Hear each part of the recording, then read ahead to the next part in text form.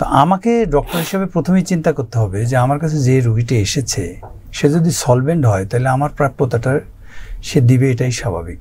আমরা ডক্টর যারা তাদের আমাদেরকে ওই মূল্যবোধটা থাকতে হবে যে এই মানুষটা একটা স্পর্শকাতর অবস্থায় এসেছে, আমার মুখের দুটো কথা বা হাতের দুটো লেখা তার এই কষ্টটাকে রিলিফ দিতে পারে। অতিরিক্ত ভিজিট নিচ্ছেন কিন্তু আমাকে সময় দিচ্ছেন না, আসলে এটা একটু ব্যাখ্যা আপনার কাছে শুনতে চাই শুরুতেই। আপনি একটা খুব সেন্সিটিভ প্রশ্ন করেছেন। দেখেন, পেশা কিন্তু শুধু ডাক্তারি পেশা না। জি, কোনো পেশাই কি আমাদের দেশে নির্ধারিত করা রয়েছে? ইভেন সরকার এই যে পেঁয়াজের দাম নিয়ন্ত্রণে রাখার জন্য কত চেষ্টা করেছে, তাই না? তো আপনি যদি ন্যাশনাল ওয়াইজ চিন্তা করেন তাহলে কিন্তু অন্য জায়গায় আপনি টাচ করতে হবে। আমরা ডাক্তাররাও মানুষ, সমাজের অন্যরা মানুষ, তুলনামূলকটা চলে আসবে। যেটা হতে পারে সেটা আমি মনে করি যে মানুষের প্রয়োজনের কিন্তু শেষ নেই। আচ্ছা, তো আমাকে ডক্টর হিসেবে প্রথমেই চিন্তা করতে হবে যে আমার কাছে যে রোগীটি এসেছে সে যদি সলভেন্ট হয় তাহলে আমার প্রাপ্যতাটা সে দিবে, এটাই স্বাভাবিক। কিন্তু রোগ তো শুধু সলভেন্ট মানুষের হয় না, সেই জায়গাটায় আমার একটা অ্যাড্রেস করার বিষয় রয়েছে। আমি কেন তখন শুধু টাকার জন্য তাকে দেখবো না, সেটা তো হওয়া উচিত না। কারণ আমি তো এমন একটা পেশায় গেছি যেটা সেবামূলক পেশা। এখানে আপনি কিন্তু সরাসরি মানুষকে না করতে পারবেন না। একটা মানুষ ব্যথায় কতরাচ্ছে, আপনি তাকে প্যারাসিটামল লিখে দিবেন বা প্যারাসিটামল খেতে বলবেন, এটা তো টাকা পয়সার বিষয়টা তো সেকেন্ডারি, আপনি বলবেন এটাই স্বাভাবিক। জি, তাহলে আমাদের ক্ষেত্রে যেটা করতে হবে, যদি একটা পেশায় আপনি নির্ধারণ করে দেন বা আপনি চিন্তা করেন, সেটা হবে না। দেখুন, অ্যাডভোকেটদের মধ্যে কেউ হয়তো 10,000 টাকায় একটা মামলা পরিচালনা করে। আমরা এরকমও শুনেছি প্রখ্যাত ইয়েরা আছে যারা 5 মিনিট ব্যয় করলে 5 লাখ টাকা 10 লাখ টাকাও নেয়। আমাদের মধ্যেও আছে, কারণ স্কিলের এখানে একটা ব্যাপার আছে, এটা নির্ধারণ করার কোনো মাপযন্ত্র নাই। আমি যে জিনিসটা বলতে চাই যে আমরা ডক্টর যারা তাদের আমাদেরকে ওই মূল্যবোধটা থাকতে হবে যে এই মানুষটা একটা স্পর্শকাতর অবস্থায় এসেছে, আমার মুখের দুটো কথা বা হাতের দুটো লেখা তার এই কষ্টটাকে রিলিফ দিতে পারে। পাশাপাশি সেই থেকে আমার রুটি রোজগারের ব্যবস্থা হতে পারে। সেটা সবসময় একরকম হওয়া উচিত বলে আমি মনে করি না এটা। তার মানে আমি প্রফেসর মানুষ, ধরেন আমি 1000 টাকা ভিজিট নিই, আমি কি একটা রিক্সাওয়ালার কাছ থেকে 1000 টাকা নেবো? Not like that. কারণ আমাকে চিন্তা করতে হবে যে ওই মানুষটা 1000 টাকা দিলে তার কষ্টটা কতখানি হবে। আমি 10টা রুগী দেখি, 2টা রুগীকে আমি ভিজিট কম রাখলে এমন কিছু যায় আসে না, এবং ফ্রি দেখে দিলেও তো কিছু যায় আসে না। যদি আমরা এই মানসিকতা নিয়ে দেখি তাহলে কিন্তু এইটা নিয়ে মানুষের অত অভিযোগ থাকবে না। কারণ আপনি যখন একটা সম্পত্তির কেস পরিচালনা করতে চান, আপনি কিন্তু চান যে বেস্ট লয়ারের কাছে যাই, টাকাটা তখন মুখ্য মনে করেন না। তা আপনিও যদি সামর্থ্যবান হন, আপনার সন্তানের বেস্ট চিকিৎসার জন্য কিন্তু আপনি টাকার চিন্তা করবেন না। নাহলে তো মানুষ সিঙ্গাপুরে যেত না। ঢাকা মেডিকেল কলেজ গেলে একটা হার্নিয়া করতে তার 500 টাকা খরচ হয়, অ্যাপোলোতে গেলে 1.5 লাখ টাকা খরচ হয়। মানুষ যাচ্ছে না অ্যাপোলোতে, যাচ্ছে, তার মানে কি সেবা নিতে যাচ্ছে। কিন্তু আমার কথা হচ্ছে যে মানুষটা আসবে সেবা নিতে, সে কিন্তু সেবা নেওয়ার উদ্দেশ্যে আপনার কাছে যায়।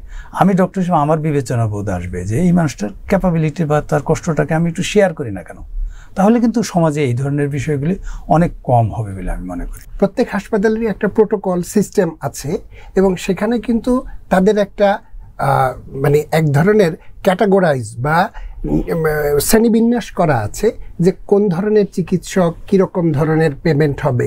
যেমন একজন প্রফেসর স্বাভাবিকভাবেই তার শুধু তো তার 1 মিনিট বা 2 মিনিট বা 5 মিনিট দেখাটা এখানে মূল বিষয় নয়। ব্যাপারটা হচ্ছে তার সাথে তার কি পরিমাণ এক্সপেরিয়েন্স আমরা কিনে নিচ্ছি।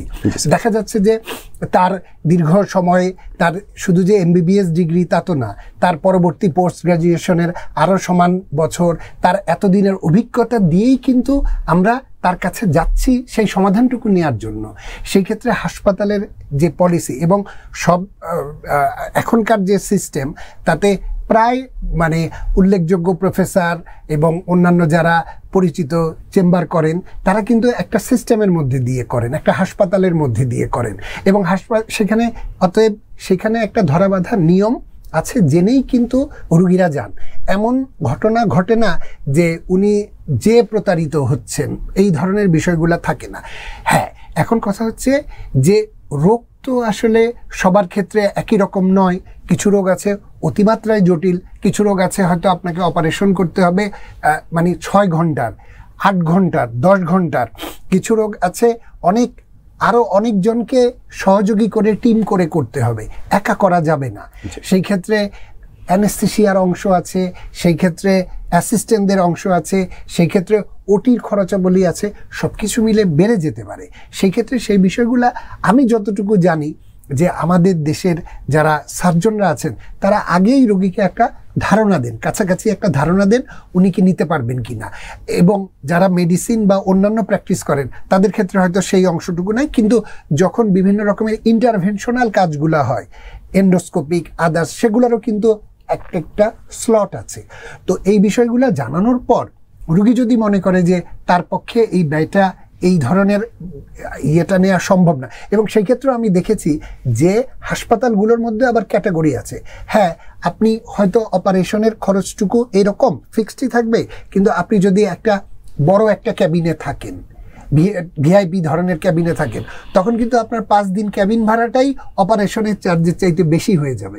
তাহলে আপনি একটা জেনারেল বেড নিয়ে থাকলে সেই অংশটুকু কিন্তু কাটেল করা যায়, কমানো যায়। আবার মাঝামাঝি ধরনের ছোট একটা কেবিন নিয়েও কিন্তু থাকা যায়। চিকিৎসার ক্ষেত্রে কিন্তু কোনো পরিবর্তন হচ্ছে না। তাহলে এই বিষয়গুলো কিন্তু সহজ করা যায়।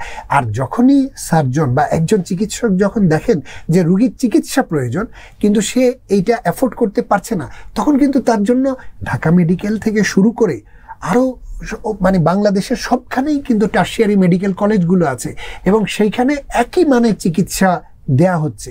এই প্রফেসরই কিন্তু অপারেশন করছেন। হ্যাঁ, সেক্ষেত্রে কিছুটা হয়তো এরকম হতে পারে যে সময় প্রাপ্তিতে একটু দেরি হয়, কিন্তু ইমার্জেন্সিগুলোর ক্ষেত্রে দেরি হয় না। সেখানে সার্বক্ষণিক মানে 24/7 অপারেশন হচ্ছে, রাত দিন 24 ঘন্টা। রাত 3টার সময় একটা টেস্টিকুলার টর্শন, একটা বাচ্চার অন্ডকোষ প্যাচ খেয়ে গেছে, সেটা তো ইমার্জেন্সি, সেটা তো পড়ে থাকবে না। একটা বাচ্চা তৈরি হয়েছে, পায়ুপথ নাই, তার তো অপারেশন করে ঠিক করতে হবে। এই ধরনের সকল ইমার্জেন্সি কিন্তু সার্বক্ষণিকভাবে করা হচ্ছে এবং যারা করছে তারা প্রফেসরের আন্ডারে দীর্ঘদিন ধরে ট্রেইনি বা প্রশিক্ষণ নিয়ে যে ওইটার জন্য যোগ্য তাকেই রাখা হচ্ছে, এমন নয় যে যোগ্য নয়। এবং প্রয়োজনে প্রফেসর পর্যন্ত যে অপারেশন করছে।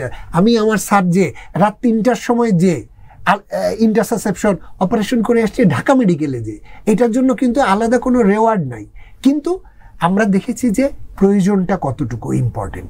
তো অতএব এই যে একটা হায়ারার্কি লেভেল আছে, যে কোনো সময় যাকেই ডাকলে তিনি এসে কাজ করে যাচ্ছেন।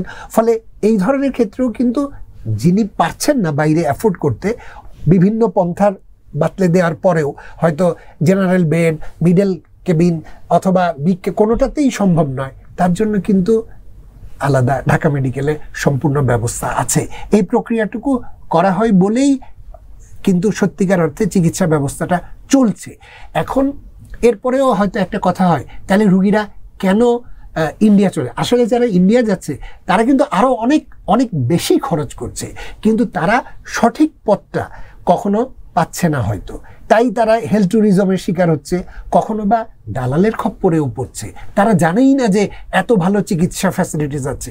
আপনি কি মানে কয়জন মানুষ জানে যে ঢাকা মেডিকেলে ল্যাপারোস্কোপি করে অ্যাপেন্ডিক্স অপারেশন হচ্ছে, ঢাকা মেডিকেলে ল্যাপারোস্কোপির ফ্যাসিলিটিস আছে, আদার্স ফ্যাসিলিটিস আছে, সিস্টোস্কোপি হচ্ছে, তারপরে আরও জটিল জটিল সব অপারেশনগুলো, সব যন্ত্রপাতি কিন্তু ঢাকা মেডিকেলে আছে এবং চাইলেই সেটা অ্যাভেল করা যায়। হ্যাঁ, এখন পরিবেশটা বাংলাদেশের প্রেক্ষিতে যেমন থাকা দরকার, এই যে স্যার বললেন উপচে পড়া, তার মানে আমার বেডের বাইরে রুগী থাকলে তো তাকে হয়তো বারান্দায় থাকতে হতে পারে, মাটিতে থাকতে হতে পারে, সেটা কিন্তু তখন মেনে নিতে হবে, যেহেতু ওই অংশটুকু আমি অ্যাফোর্ড করতে পারছি না। কিন্তু চিকিৎসার ক্ষেত্রে কোনো রকমের কোনো পরিবর্তন হবে না। আমি ছোট্ট একটা জিনিস আপনি স্পেসিফিক্যালি একটা পয়েন্টের উত্তর দিয়ে আসলে টাকা নিচ্ছে কিন্তু সময় দিচ্ছে না, যিনি বলছেন তার তো ভিতর থেকে কথাটা আসছে, তাই না? জি। তো উনি গিয়েছে কি চিকিৎসা নিতে, তাহলে চিকিৎসকের দায়িত্ব হচ্ছে যে তাকে স্যাটিসফাই করা। সব রোগীর কিন্তু একই পরিমাণ সময় লাগে না। আমাদের দেশে হচ্ছেটা কি, সমস্যাটা হচ্ছে এই যে জেনারেল জিনিসগুলি এসছে কেন, কিছু সংখ্যক বিজি প্র্যাকটিশনারের জন্য আসছে। সেটা আবার কেন আসছে দেখেন, আপনি যদি প্রাণগোপাল স্যারের কথা চিন্তা করেন, যার টনসিল হচ্ছে সবাই প্রাণগোপালকে দেখাতে যাচ্ছেন, কিন্তু প্রাণগোপাল স্যারের তো টনসিল দেখার জন্য হাজার হাজার এন্টি সার্জন বাংলাদেশে তৈরি হয়েছে। আর মানুষেরও তো পারসেপশনটা চেঞ্জ হয়েছে। এখন যদি 200 লোক যে স্যারের কাছে টনসিল দেখাতে যায়, তাহলে স্যারের তো একটা অনেক ব্যস্ততা আছে, সময়ের একটু ঘাটতি আছে, কিন্তু স্কিল কিন্তু স্যারের আছে। স্যার ওই 30 সেকেন্ড দেখলেও তার টনসিল এবং অপারেশন লাগবে কি লাগবে না একজন অ্যাসিস্ট্যান্ট প্রফেসর বা জুনিয়র থেকে অনেক ভালো বুঝেন, কিন্তু রুগীটা সন্তুষ্ট হচ্ছে না। রুগী মনে করছে স্যারকে এত টাকা ভিজিট দিলাম, মাত্র 30 সেকেন্ড সময় দিল। তাহলে একটা জিনিস খেয়াল করতে হবে আমাদের, জেনারেলি আপনি যদি পর্যাপ্ত সময় নিয়ে আপনার চিকিৎসা করাতে চান, তাহলে আপনাকেও কিন্তু চয়েস করে যেতে হবে। সবার কাছ থেকে একরকম আশা আপনি করতে পারবেন না। আর ডক্টর হিসাবে যদি আমি এখান থেকে চিন্তা করি, আমি যদি এত কিছু রিড করতে পারি, তাহলে মানুষটা সন্তুষ্টিটা রিড করতে পারবো না কেন? ঠিক আছে, উনি 2টা কথা বলতে চাচ্ছে, আমি শুনি না, অথবা ওনাকে একটা সংক্ষিপ্ত বাক্যে বুঝাই দিতে পারি যে বাবা আপনি যত কথা বলছেন, আমি আপনার বাচ্চাটাকে দেখেই বুঝেছি টনসিলটা খুবই খারাপ, আপনি অনেক ডাক্তার দেখিয়েছেন, আমার ব্যক্তিগত অভিজ্ঞতা থেকে বলি এটা অপারেশন লাগবে। তাহলে আপনাকে কিন্তু দায়িত্ব যে ওর সন্তুষ্টিটা আদায় করে নাও। আমার মনে হয় এই গ্যাপটা এইসব জায়গায় হয়। মানুষ আশা করে যায় 1000 টাকা দিয়েছি 15 মিনিট কথা বলবো, এবং আমাদের দেশে কিন্তু এটাও ঠিক, সবাই আমরা একটু আশেপাশের কথা বলতে একটু পছন্দ করি। হ্যাঁ, শুরু করবে অনেক আগে থেকে, যেগুলির কোনো প্রয়োজন নাই, হয়তো এরকম কথা শুরু করলো, মাঝখানে কথা না শুনলে বলে যে ডাক্তার সাহেব কথা শুনলো না। সেজন্য দুটোই চিন্তা করতে হবে যে ডাক্তারেরও সময়টা খুব প্রয়োজনীয়, এবং সে আসলেও আপনার বিবেচনায় মনে হচ্ছে কিনা যে যে সময়টা দিয়েছে তার চিকিৎসা ঘাটতি হচ্ছে কিনা। আননেসেসারি সময় তো আসলে চাওয়াও ঠিক না, দেওয়াও আমি মনে করি ঠিক না।